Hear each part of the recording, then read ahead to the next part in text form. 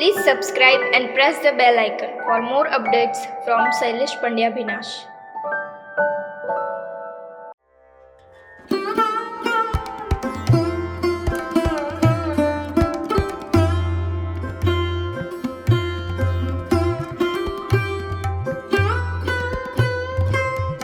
નમસ્કાર દર્શક મિત્રો, શૈલેષ પંડ્યા ભીનાશ યુટ્યુબ ચેનલ પર અને શ્રી ગણેશ કોમ્યુનિકેશનના સંયુક્ત ઉપક્રમે આપણે અશ્રુગર નવલકથા રાવજી પટેલની માણી રહ્યા છીએ. સ્વર્ગસ્થ રાવજી પટેલને વંદન. મણિલાલ હ પટેલ સાહેબનું સુંદર સંપાદન. આપણે અશ્રુગરનું પ્રથમ પ્રકરણ પૂરું કર્યું છે, બીજા પ્રકરણ તરફ જઈએ. લોને આ કવર પોસ્ટમાં નાખવાનું છે. સડક પર જાઓ છો તો કોઈ સાયકલિસ્ટને આપી દેજો. સત્યને લલિતાએ પરબડિયું આપ્યું. સડક પર તો નથી જતો, પણ એ તો આપી દઈશ કોઈને. સત્ય એના મરોડદાર અક્ષરો જોતો જોતો વોર્ડ બહાર ગયો. લલિતા પતિના 2-3 કપડાં ધોવા બાથરૂમમાં ગઈ. રોગીઓ જમી પરવારીને ખેતરમાં સડક પર છૂટા છવાયે વેરાઈ જતા. પેલો જન્નુ બસ સ્ટેન્ડ પાછળના વડ નીચે થડ પાછળ લપાઈ ગયો. હવે નિરાંતે બીડીના દમ લગાવશે. ડૉક્ટર એના હોઠ જોઈને એક દિવસ પૂછેલું, તું બીડી પીએ છે ને? ત્યારે 2 હાથે કાનની બૂટ પકડીને 10 શેરી હલાવી હતી. તો આ હોઠ કેમ ધૂણીવાળા થયા છે? એણે સોગન પણ ખાધા હતા મહીસાગરના. નંદાડીને જોતા વે તે પાડાની જેમ મકલાતો. જન્નુની એ બીજી બીડી હતી. નર્સ કહેતી હતી કે જન્નુ તો જૂનો દર્દી છે. ગયા મહિને અમદાવાદ વાડીલાલ હોસ્પિટલમાંથી ઓપરેશન કરાવીને આવેલો. પેલો ઉસ્માન માસ્તર 2-4 દર્દીઓને ભેગા કરીને પોતાના ઓપરેશનની ટેપ સંભળાવતો હતો. એને આંખો મિચકારવાની આદત છે. રાતની નર્સ નંબર 7ને કહેતી હતી, પેલો ઉસ્માન લુચ્ચો છે. સત્યને ઉસ્માન ભાઈ જેવો લાગતો હતો. ઉસ્માન શાયર હતો. એની આંખ મિચકારવાની આદત સત્યને નોંધપાત્ર લાગી હતી. તિવારી વોચમેન ગોફણ ખભે નાખીને, રામ જરૂર કે બેઠ કે સબુ કા મુજરા દેખ, જૈસી જિનકી ચાકરી વૈસા ઉनको દેત, ગાતો નર્સની કેબિન તરફ વોચ કરવા સરકી ગયો. લલિતા કપડાં ધોઈ સૂકવીને બહાર આવી. આંબા નીચે સત્યને એકલો નિમગ્ન સ્થિતિમાં બેઠેલો જોઈ એની પાસે પહોંચી. કેમ કશે ફરવા નથી જવું? સત્યને એણે જાગૃત કર્યો. ના લલિતાબેન, મને આંબા નીચે બેસી રહેવાની મજા આવે છે. મારા એક ખેતરમાં રસ્તા ઉપર જ આંબાનું વૃક્ષ છે. હું હંમેશ ત્યાં જઈ બેસતો. રજાઓ પૂરી થતાં અમદાવાદ જતો રહું ત્યારે મારા બાપુજીનું સ્મરણ પછી થતું. પ્રથમ એ, ખેડૂતના પુત્ર છો એટલે વૃક્ષ પ્રીતિ વધારે હશે. વધારે નહીં છે. સત્ય આમ્રઘટાને લાગણી ભરી નજરે જોવા લાગ્યો. એ સમયે દરવાજાના પગથિયા પર નાની નાની દેડકીઓ કૂદાકૂદ કરતી હતી. એને જોઈ રમતમાં જામી પડેલું ગલુડિયું મીઠા અવાજ કરતું હતું. લલિતાનું ધ્યાન એના તરફ ગયું. એને ડચકારાથી બોલાવવાનો પ્રયત્ન કરી જોયો, પણ એ મુગ્ધ પ્રાણી ન સમજ્યું. કેટલું વાલું છે. લલિતાએ સત્ય ભણી જોયું. નહીં, મને પણ એ ખૂબ ગમે છે. ગમે એવું જ છે કહીને લલિતાએ એને પકડી લેવા ગઈ. સત્ય એકલો એકલો કહેતો હતો, ખરું છે. લલિતાએ બૂમ પાડી, આ તો દેડકા માર નીકળ્યું જુઓ ને. એ ત્યાં જ ઊભી ઊભી મરેલી દેડકીઓ ગણવા માંડી. 8ની સંખ્યા થતાં થતાંમાં સત્ય ત્રાસી ગયો. અહેમદ આવવાનો હતો. 4 દિવસ ઉપર પત્ર હતો. એમાં તો એ ગઈકાલે આવવાનું છે એમ લખ્યું હતું. સત્ય એની ખૂબ વાટ જોઈ. રીંગણા મરચાંમાંથી જ નવરો આવતો હોય તો ને. અમદાવાદવાળું મિત્ર મંડળ આવી ગયું, પણ એ કાચીઓ ન દેખાયો. એ બબડ્યો. પાસે મહેંદીની વાળમાં સંતાઈ ગયેલા કાચિંડાને સૂંઘીને ખોળવાનો મિથ્યા પ્રયત્ન કરતું ટીલિયું હસ્યું. લલિતાએ આવીને એને ઉંચકી લીધું. કેડમાંથી વાંકી વળેલી લલિતા કન્યાના સૌંદર્યને પ્રગટાવી રહી. એણે સ્મિત ન કર્યું હોત તોય ચાલત. સત્ય 2 દિવસ ઉપર મનમાં એને સ્મિતવતી કહીને સંબોધતો હતો. એ આઘું ઓઢે એવું સત્ય ઈચ્છું, પણ પોતે ઓછો કંઈ એનો જેઠ છે હતો. આ વિચારથી તેને હસવું આવ્યું. કુરકુરિયાને માથે હાથ ફેરવતા લલિતાએ પ્રશ્ન કર્યો. વાત કરવાનો આરંભ કરવાની એની આ પ્રશ્ન રીતિ આકર્ષક હતી. કેમ હસવું પડ્યું? મારું એવું કયું વૈચિત્ર તમે જોઈ ગયા? તમે સાધંત સરળ છો. બીજી ભાષામાં એનું એ જ કહું તો તમે નરી સરળતા છો, સજીવ સરળતા. સત્યને થયું પોતાના સાહિત્ય વેળાથી એને હસવું તો નહીં આવે.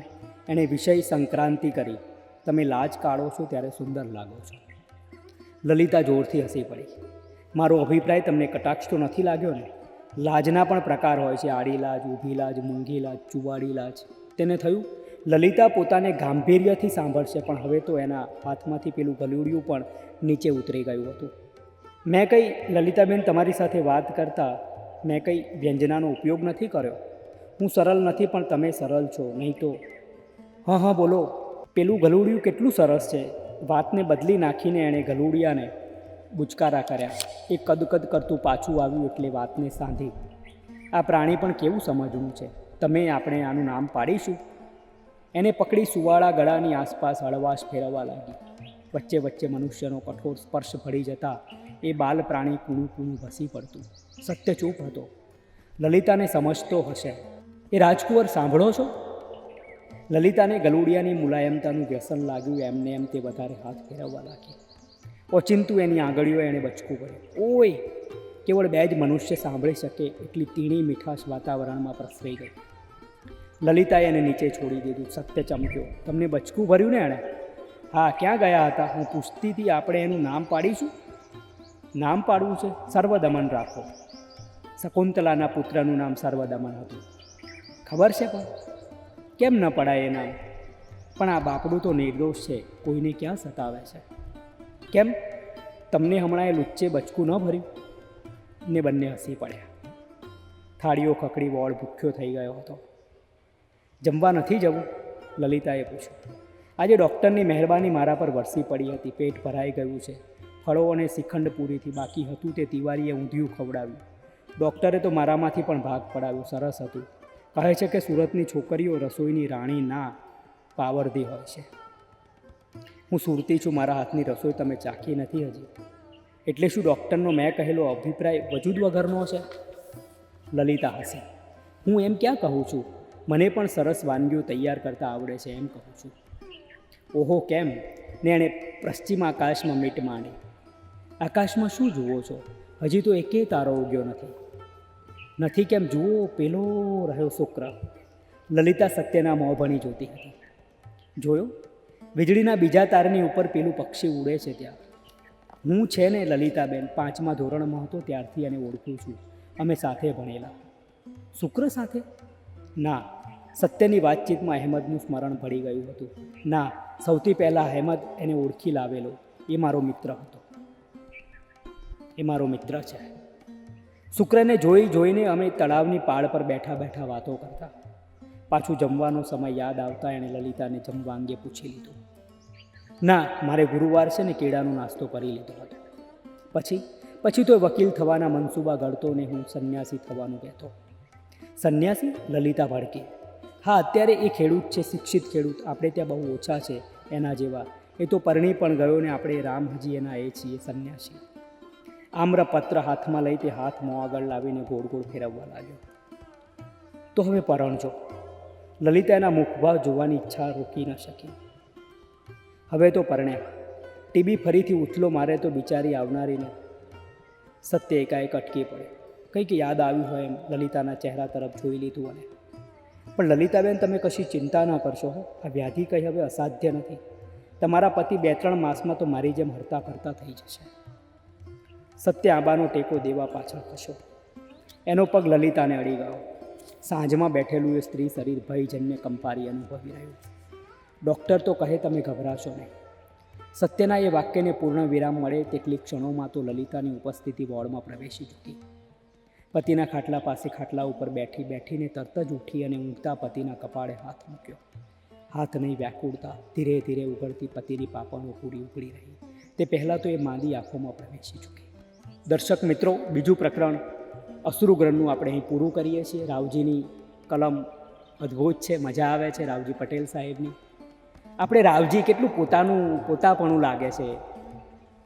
વર્ષો થઈ ગયા છતાંય આપણે રાવજી કરીને પોતાનું વ્યક્તિ હોય એટલા એ ભાવથી આપણે એમને સંબોધીએ છીએ. આમ તો રાવજી કાકા, ચીનુ કાકા, રાવજી કાકા બધા સાથેના રાવજી પટેલ સાહેબને આપણે વંદન કરીએ. બીજું પ્રકરણની વાત અહીં પૂરી કરી છે આપણે. શ્રી ગણેશ કોમ્યુનિકેશન શ્રી શૈલેષ પંડ્યા ભીનાશના સંયુક્ત ઉપક્રમે આપણે આ વાચિકમના માધ્યમથી આપને આ અશ્રુગર આપણે સંભળાવી રહ્યા છીએ. જય કવિતા.